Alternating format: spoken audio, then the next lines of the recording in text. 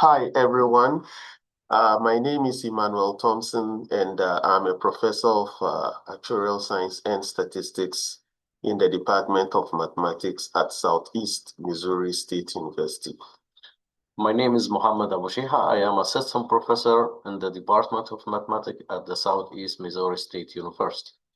We want to thank you all for coming, and today our presentation is going to be on the topic, a hybrid decision tree KNN framework for classification with nonlinear effects and local variation, a Bootstrap simulation study. So by way of outline, we start with an introduction, then the methods, we give you the results, conclusions, and then references. So in terms of background, I'll say decision trees and KNN are both supervised machine learning methods. And I also want to add that while decision trees are widely used for their interpretability and flexibility, their predictive performance may decrease when the underlying class structure exhibits substantial local variation. And here, when I talk about local variation, all that I'm trying to say is that with regards to decision trees, once there is a small change in the data set, it leads to dramatic change in prediction. Also, decision trees are prone to overfitting when dealing with complex data sets, which means that if you use the decision tree, in terms of the training set, they perform extremely well. But then if you deploy them on the testing set, it performs woefully. Then we say that the method is overfitting. Okay. And also, the performance of KNN degrades significantly with high dimensional data. So selecting an appropriate value for K is critical. And here K is actually the number of nearest neighbors of a test point when we want to make prediction in KNN. So in terms of purpose of the study, so we'll say is to develop and compare the predictive performance of decision trees in a hybrid method. And that hybrid method combines decision trees and KNN within the steps of bootstrapping. And in terms of objectives, we have three of them. So the first one is to evaluate the predictive performance of the decision tree by varying the number of observations in the terminal node, and we use bootstrapping. Then in the second objective is to evaluate also the predictive performance of the hybrid method. But this time around, we vary the number of observations in the terminal node for the decision tree. However, for the KNN, we vary the number of the nearest neighbors, still within the steps of bootstrapping. Then in the third objective, we compare the first two.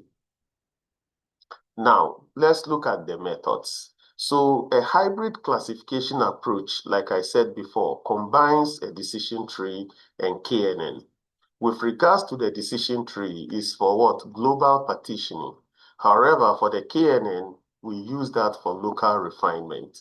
They'll become more clearer when we reach the results section. And then bootstrapping actually is applied to estimate the average misclassification rate. And then a bootstrap quantile interval is created.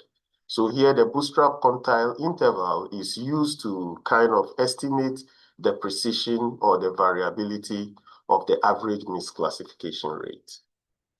Now, in terms of the simulated data, this is how we proceeded. First, we have the predictors.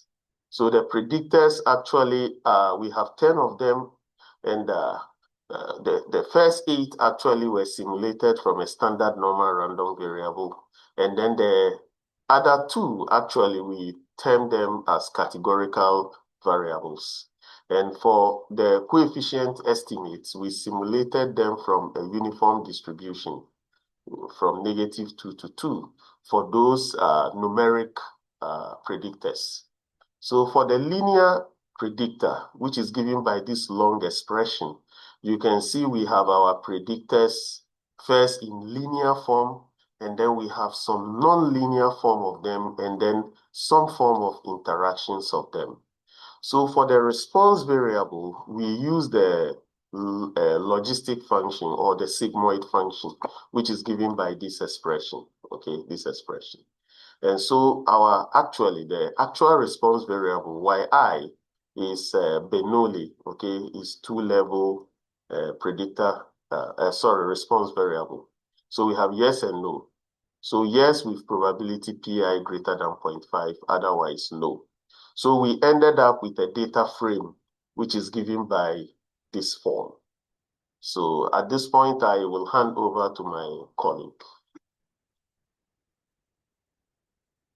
Hello, everyone. To be continue with the methods, we need first, before we do the analysis, we need to build the tree, which is we are going to do the classifications tree using the train data set, which is later on when we are going to partition our data, we are going to use the out-of-bag partitioning the data. So here is like using the train data set to partitions and to build the classifications tree.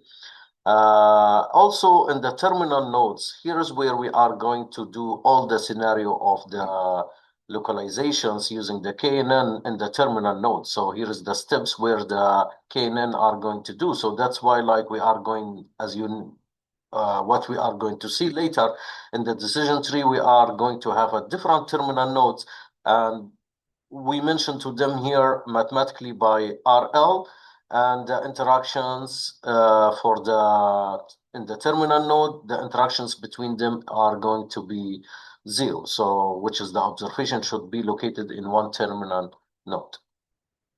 Then the out-of-bag here using the Bootstrap was used here as a test set.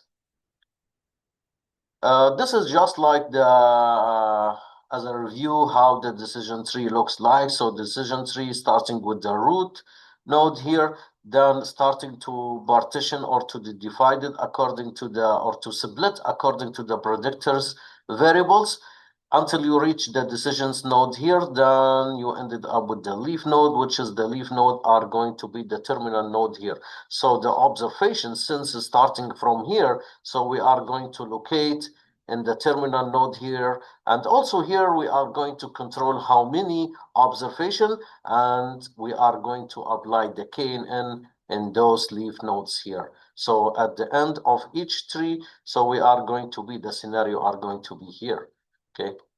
Now for the KNN as a classifications technique, so we are going to use the test point here, identify the region. So we are going to use the decisions tree that we built, and we are going to, starting with the KNN to identify the terminal node using or to locate the observations. Then we are going to apply the KNN or the K neighbors using the train data set. Then to predict the class here, we are going to use the indicators mathematical functions here using the arguments max here to identify within each test data. So we are going to see our predicted response here where it should going to be there. The misclassifications rate as the evaluations technique here, we are going to calculate it using, we are going to see if the predicted variable are matching with the actual value, and we divide it by m, which is m are going to be the number of observations that we are control it in the terminal node here. So the misclassifications rate. So since we are going to bootstrap with the different scenarios, so we are going to calculate the average misclassifications rate as we mentioned in the objective. So bootstrapping here, we divide to get the average of misclassifications rate, we divide it by the how many bootstrap here. Because we have a scenario of 10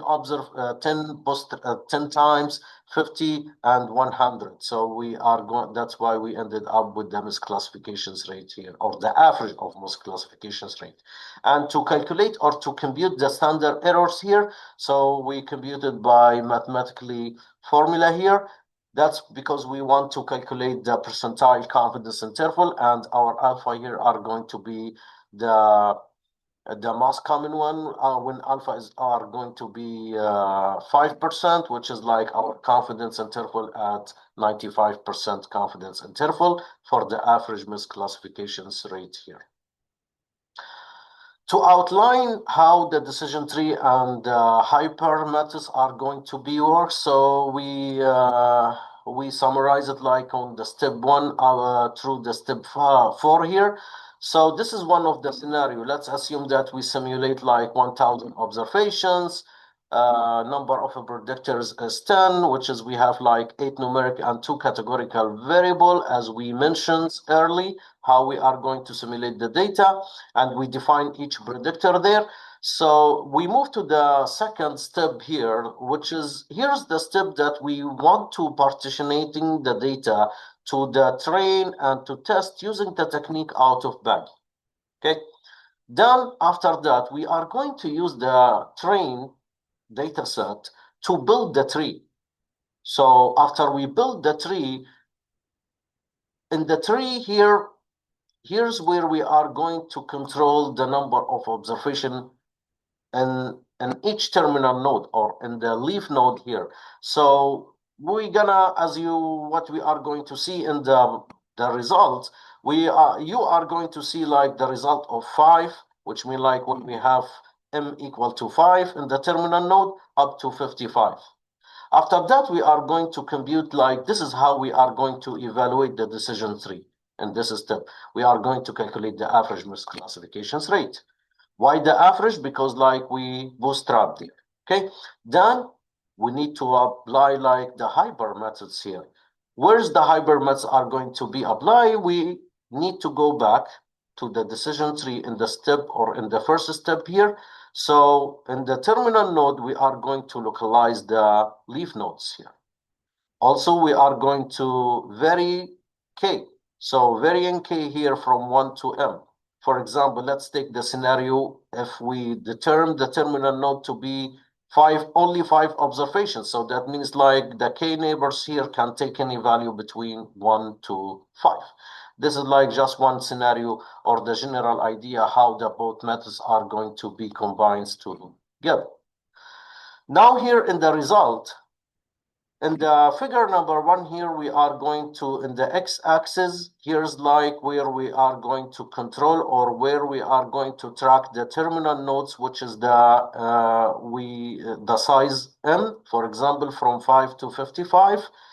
Then here's like the average of the misclassifications rate in case when we bootstrap only 10 times, 50 times, 100 times. Then we are tracking the misclassifications rate for the hypermet technique and the decision tree itself.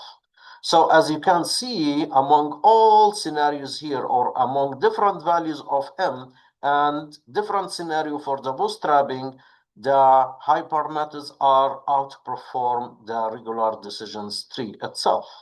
Okay. Then in this graph, we are going to track or we are going to add the k neighbors, how many or what k should be. Because as you know, like if you are going to do the classifications using the k neighbors only, maybe you are going to face like the overfitting, underfitting, and that can be like affected by the how or the number of k that you should do. So that's why like we put in our considerations here if we are going to control k as well. So that's why like in the x-axis here, we put different scenario of k. For example, if the terminal node or m equal to 5, so k can be equal from 1 to 5. If the terminal node from 1 to 15, k can take 1 up to 15. Because like as when we defined k can be from 1 to m.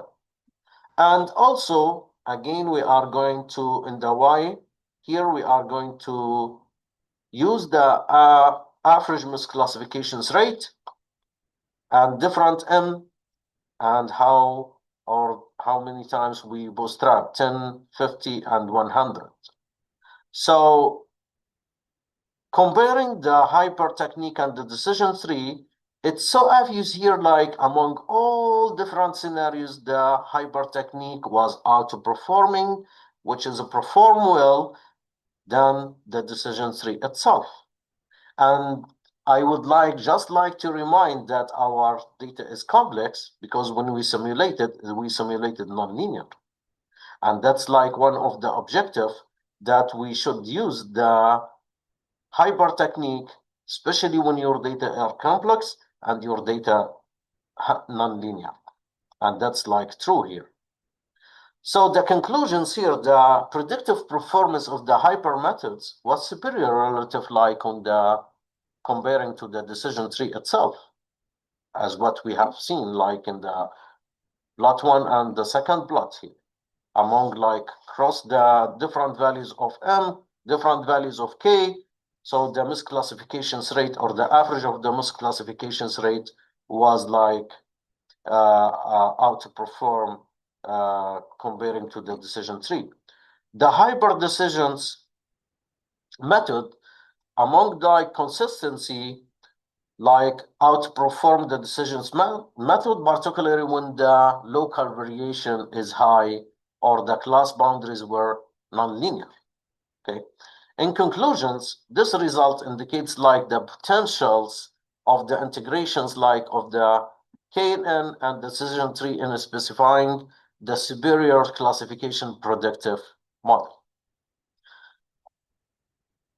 Then here for the reference, if you have any questions, so please feel free to email to us, or if you have any comments, any suggestions, also use our emails. Feel free to use our emails and feel free to contact either me or Dr. Thompson. Thank you for having us today, and see you later. Yeah, thank you.